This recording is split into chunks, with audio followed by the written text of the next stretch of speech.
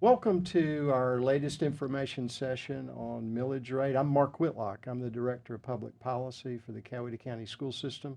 We're delighted to have Dr. Evan Horton, Superintendent of the Coweta County School System, Mr. Keith Chapman, the Assistant Superintendent for Finance for the Coweta County School System. Gentlemen, welcome. Oh, thanks, Glad to Mark. be here. Good to be here. We're in the middle of public hearings about the millage rate. Why do we hold those? Well, anytime there is going to be a tax increase or an increase in revenue based off of the millage rate, the state requires that we hold 3 hearings for the public to have input on what that potential rate is going to be. Typically, it happens first of August to the middle of August every year. We talk about millage rate. What are we talking about, Mr. Chapman? Because I think there may be a lot of people who don't understand what that rate applies to. What is millage? The county assesses all the properties within the county limits. The houses are then assessed at 40% of that value. The millage rate is applied toward that. You may have homestead exemption, senior exemption, others that would help reduce your taxes. So that's a tax that various local governments apply a millage rate to. Is that correct? Can you help? The county has a rate. Okay. School system, your local municipalities such as Noonan. So that funds local revenues for various units of government. Yes, for us, it's approximately 50% local revenues. For the county, city, it's probably by far their largest portion of revenues. Yep. Okay. So, Dr. Horton, that makes us a bit unique as a school system. Unlike the other units of government, we diversify our funding. We have multiple sources of funding. Talk a little bit about that. Yeah, we take approximately 50%, a little bit below 50% of our funding comes from local sources such as the millage rate, local ad valorem taxes, those sorts of things.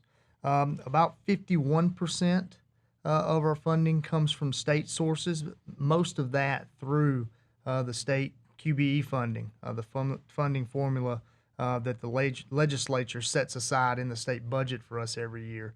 And then a little bit less than probably 1%, maybe up to about 1.5% comes from federal funds in our general fund. So 3 funding sources, local, state, and federal. Okay.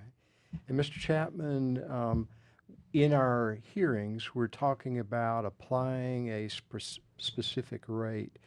What is that, and how does that compare to rates that have been applied in the past? We're currently looking at 16 mills, Okay. which would be the lowest rate we've levied in 40 years. Wait a minute. Say that again. That will be the lowest rate we've levied in 40 years. Okay. Wow. But we have to advertise a tax increase. I don't understand. Help me there. I'll take this one because Keith's taught me a little finance. Good. The reason we have to advertise it as an increase is because the assessed value, the digest, so to speak, has grown over the last year. So even at a lower millage rate, we will generate additional revenue for the system locally. So we have to advertise that as a tax increase. Okay. And it's the lowest rate we've applied in 40 years. Yep. And yet the revenues are going up. Who determines the value of the digest? How's that done? How do you do that? Well, the value of the digest is assessed by the tax assessor's office. So be it commercial property or personal property, they assess a value on your home or your commercial property. By law, they're required to maintain current values. So periodically they have to come in and reassess those. So that has just recently occurred. Values have increased. So when those values increase, millage rate can go down and still potentially bring in more revenue for an entity such as a school system or a county or city government. Mr. Chapman, Dr. Horton mentioned paying to get to QBE funding. That's the state funding that would come to us. Can you help us understand what that means? We have to pay to get to that funding? Yes, there's a term used in state funding called local fair share. To participate in the state funding, systems are required to levy 5 mills, which goes toward the state funding. As that digest number increases, that local fair share increases. So with the increase in our digest this year, we anticipate a significant increase in the local fair share. How much will that local fair share likely increase? This past year, our local fair share was 32.3 million. So in order to participate in state funding, we had to send $32.3 million to the state. This year it's projected to be 39.4. So a $7.1 million increase in local fair share so that we can participate in state funding, which I'll reiterate, state funding is 51% of our funding. So, I mean, we have to participate. We have to participate. Yeah. It's a big part of the funding.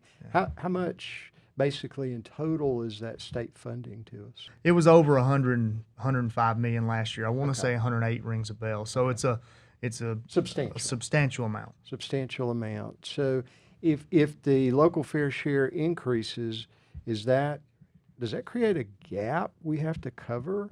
Potentially, and that's yeah. that's where you have to be careful with your millage rate, Gotcha. because you could lower the millage rate to where you have a negative revenue, because let's just provide a hypothetical. Let's say you lower the millage rate, and it's going to bring in 1.5 million additional dollars to you, but your local fair share is an additional 1.5 million above that. Well, now you're just at a break-even point. So the trick is not to lower it so far that you get negative revenue, and I like to say upside down, so to speak.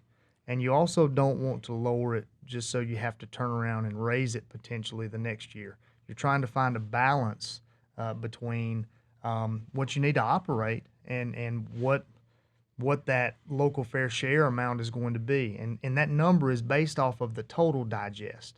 It's not based off of the millage rate. So when the total digest goes up by over $1 billion, the local fair share increases fairly dramatically, and that's what we've seen this year. Mr. Chapman, you talked about the lowest millage rate in 40 years. Can you tell us, maybe in recent history, last 20 years, how's the millage rate looked in the Coweta County school system? It's been basically steady over that time period. If this rate does go through at 16 mills, it will be the third year in a row that the rate has been reduced by the system. Okay. Third year in a row. And Dr. Horton, where was it before the board started reducing it? It was steady. Where we were it? steady at 18.59 mills from about 2002, give or take, until 2020. In 2020, the board lowered it to 17.33. Last year, the board lowered it again to 17.14, and now this year, we're seeking, or we're recommending to the board that we lower to 16. So a downward trajectory there. Downward trajectory. How do we compare to other school systems in the area, in the metro area? In the metro area, right now, I can only find one other school district that would be lower than 16. That's over in Heard County. We would be, if not the lowest, one of the lowest in the metro area. And you owe that to what? I mean, how do we do that if we're the lowest, and we've got great results? How do we do that? I owe it to a fiscally responsible board that is trying to, while trying to make sure that we fulfill our mission and our responsibilities to the community, board's also trying to be responsible and responsive to the taxpayers in the community. So we're trying to maximize every dollar that we get. If you and that's where Keith and his people, Mr. Latimer and some of his other people are so good. They'll tell you, I agonize over things like millage rate. If I've asked him once, I've asked him 10,000 times, is 16 the right place to be? Can we do what we need to do for our students, for our employees, and for this community at 16? And every time the answer is yes. If the answer is yes, and we can do it at 16, then for the taxpayer, I believe that the recommendation should be 16. You don't want to take in more than you need. You want to take in what you need to do your job and do it well. We're fortunate to live in a community right now where the digest is increasing, so that we do have the ability to lower that rate to potentially help taxpayers, but not at the expense of doing what in fulfilling our responsibility to our community and to our students. In the economic development presentations that I've been a part of recently, they all mention the value of a good school system to economic development. Fair to say, in part, that the economic prosperity of the community grows as the school system gets better? Oh, well, I certainly believe it. If I didn't believe that, you got the wrong guy. Yeah. I certainly believe that the fortunes of a community, from an economic standpoint, are directly tied to the job that the school system's doing. Here's the other thing I also believe. I also believe that the fortunes of economic development in a community can be directly tied to a fiscally responsible school board, who is willing to look at low tax rates for both business and for residents, while trying to continue to make this an attractive place to live. I mean, businesses like to relocate to a place that has lower tax rates. Residents like to relocate to a place that has some of the lowest tax rates.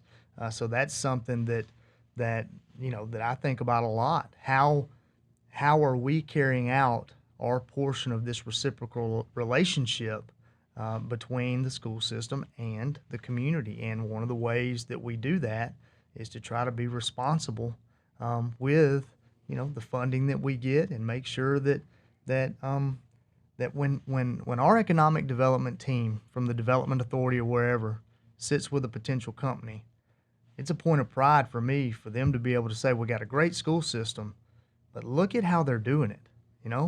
Look at this millage rate compared to some others. It's a very attractive selling point. Yeah. And Mr. Chapman, we're pretty transparent about all that. Where can viewers go, and what kind of information can they get when they go there? Everything we have is open on our website, cowetaschools.org.